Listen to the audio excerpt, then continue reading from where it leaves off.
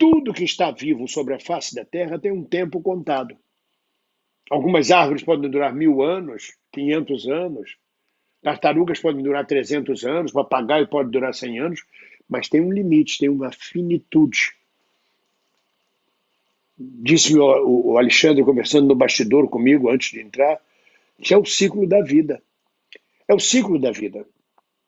A gente só começa a viver quando a gente aceita a morte. Quando a gente aceita a morte, a gente está pronto para a vida. Porque cada dia, desde o nosso nascimento, desde a nossa gestação, desde a primeira ovulação nossa, da chegada nossa de esperma no óvulo, é uma luta permanente, dia a dia, contra a morte. E no final vamos morrer, todas as criaturas vivas, plantas, peixes, bifes, mamíferos, seres humanos, todos morrem. Faz parte da vida, é o ciclo da vida. Não tem outra solução. Não pode amedrontar. Medo da morte? Todos nós temos medo da morte. Porque é um mistério, não sabemos. No mínimo é a destruição do ego. É parar para pensar e dizer, meu Deus, eu vou deixar de existir. Eu vou deixar de conviver com minha mãe, com meus filhos, com meu marido, com minha mulher, com os amigos. Vou deixar de frequentar os bares, os restaurantes, não vou mais ao teatro. Eu vou desaparecer. Esta carne vai dissolver-se. Hamlet dizia em Shakespeare: morrer, dormir, sonhar, talvez. Quais serão os sonhos? Ele dizia já, em 1560, pela voz de Shakespeare, pela voz de Hamlet, Shakespeare dizia: o que será morrer? Dormir? Sonhar? Talvez. O que será o talvez? E é por isso que nos dá medo, porque a gente não sabe o que temos depois. Eu posso até dizer, não, existe o Orum, existe o céu, o inferno, a vida depois da morte, os kardecistas, os católicos, a reencarnação. Mas isso não se prova, não tem certidão, não é passado em cartório, não tem uma carteirinha do clube do pós-mortem. Olha, está aqui a minha pulseirinha para entrar no céu ou no inferno. É um mistério, mas o mistério é a vida, é por que é que estamos vivos. Por que é que cá estamos? Por que é que nascemos? O que fazemos? É só viver? E aí, quando acaba, acaba, acaba? Porque, querendo ou não, a morte é despedir-se deste ego, deste que é formado na vida, no dia a dia. Tudo que nós somos é a experiência acumulada nos nossos anos de vida. Isso não é o nosso espírito. O Bem-vindo, que é comunista, que fez a luta contra a ditadura, que se posicionou contra Bolsonaro, que casou com a Doia, que teve netos, o Bem-vindo que fez teatro, fez sucesso, fez fracassos, o Bem-vindo que tem insuficiência renal, que superou a insuficiência renal. Isso é o bem-vindo nesta matéria, neste tempo que passei na Terra e que estou passando na Terra. Mas meu espírito está acima disso. Meu espírito não chama bem-vindo. Meu espírito ou já teve diversas e várias centenas de encarnações, ou ele desaparece, se dissolve no nada após a minha morte. O ego não fica. Não fica um bem-vindo chegando em algum lugar e diz, olá, eu sou bem-vindo. Oh, mamãe, como está? Vovó, tudo bem? Vovó já partiu há muito tempo. Mamãe já foi há 60 anos. Ou não. Mas é preciso não ter medo da morte no dia a dia. Ela vai chegar. Quando ela chegar, pode chegar tão de repente que a gente nem percebe. E pode chegar num átimo, um ataque fulminante, um desastre mortal. A gente nem tem tempo de ter medo. Como diz a música, não temos tempo de temer a morte. Ou pode chegar a gente pressentindo por uma doença, por uma dificuldade, uma fragilidade, e aí o medo gigantesco do que vem depois. Mas olha, todas as pessoas que eu vi morrer, e não foram poucas, eu vi morrer, nunca vi desespero da parte delas. De dizer, não quero morrer, não quero morrer, meu Deus, a morte está chegando. Não. Eu vi elas fazendo isso durante doenças terminais, um mês antes da morte, talvez.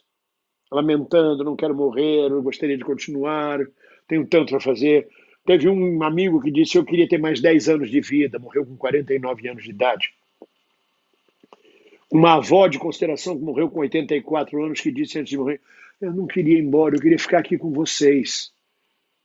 Mas na hora mesmo da morte, as pessoas entregam-se suavemente. É uma aceitação. Eu acho que a morte é a última perda que a gente tem na vida do nosso ego.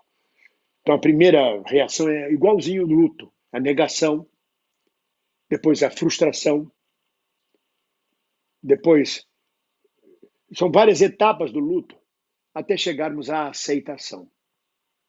E a gente aí entrega a alma. Mas a gente pode trabalhar para aceitar a morte em vida. Ela está sempre do nosso lado, permanentemente. Olha, para morrer a gente custa, viu? Para morrer, todo o nosso organismo se rebela contra a morte, usa de vários artifícios, de várias artimanhas para tentar sobreviver. Mas também se morre num átimo de segundos, com uma fragilidade muito grande. Uma grande amiga minha, amiga do Ivo Jacome, por sinal o Ivo Jacome está sumido dessas lives, não dá nem notícia, a gente manda e-mail, ele não responde, ele afundou-se na guerra Israel-Palestina. Mas uma grande amiga nossa do teatro baiano, da Bahia, com 80 e tantos anos de idade, sobrevivendo, feliz da vida, foi correr dentro de casa para atender um telefone, tropeçou na mesinha, caiu, quebrou o pulso. Uma bobagem, quebra de pulso. Foi fazer a cirurgia de pulso. A cirurgia foi um sucesso. Pegou uma infecção hospitalar e morreu. Uma bobagem. Eu recomendo a vocês este livro aqui. Esse livro é muito bom. Foi o Alexandre que me trouxe ele, me emprestou, estou lendo. Chama-se O Poder dos Mitos, de Richard Campbell. Poder dos Mitos, de Richard Campbell. Não é uma leitura fácil, é uma leitura difícil para iniciados em psicologia, psicanálise, mitologia. Mas o Campbell fala sobre a morte, fala sobre a aceitação da morte para a gente começar a viver. Aliás, para a gente continuar vivo, a gente tem que aceitar todas as pequenas mortes diariamente. Não passar no Enem é uma pequena morte. Perder um pai, uma mãe, um tio, um avô, um amigo, é outra pequena morte.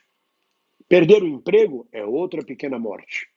A gente vai experienciando durante a vida pequenas mortes, que são as perdas. Até a grande perda final, que é a entrega da nossa matéria. Mas essas pequenas mortes nos ensinam uma lição. Que a cada morte a gente revive. A cada pequena morte a gente encontra forças para continuar vivendo, melhor ainda, mais fortalecido, compreendendo ainda mais o mistério da vida, resistindo. Raríssimas são as pessoas que depois de pequenas mortes não conseguem sair desse luto da morte. E passam o resto da vida se lamentando, se lamuriando, porque acharam que morreram naquela pequena morte. A vida continuou e elas ficaram para trás.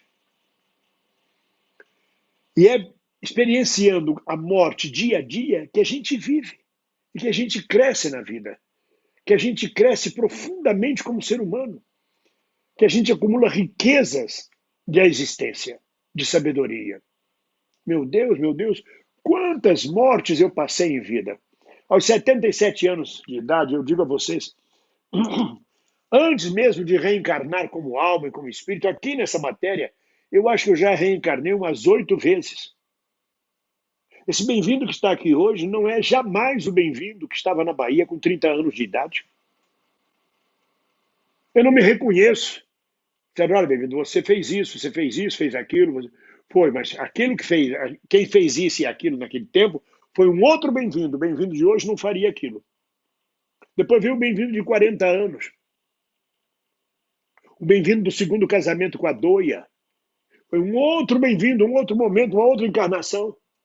O bem-vindo que fez o sucesso com Bafo de Bode, com Mandacaru, um outro, o bem-vindo que está em Portugal. São várias reencarnações dentro da própria vida. São várias trocas de pele. E eu permaneço vivo, porque aprendi a lidar com cada pequena morte. Ainda não consegui aceitar a morte como finitude. É difícil. É muito difícil.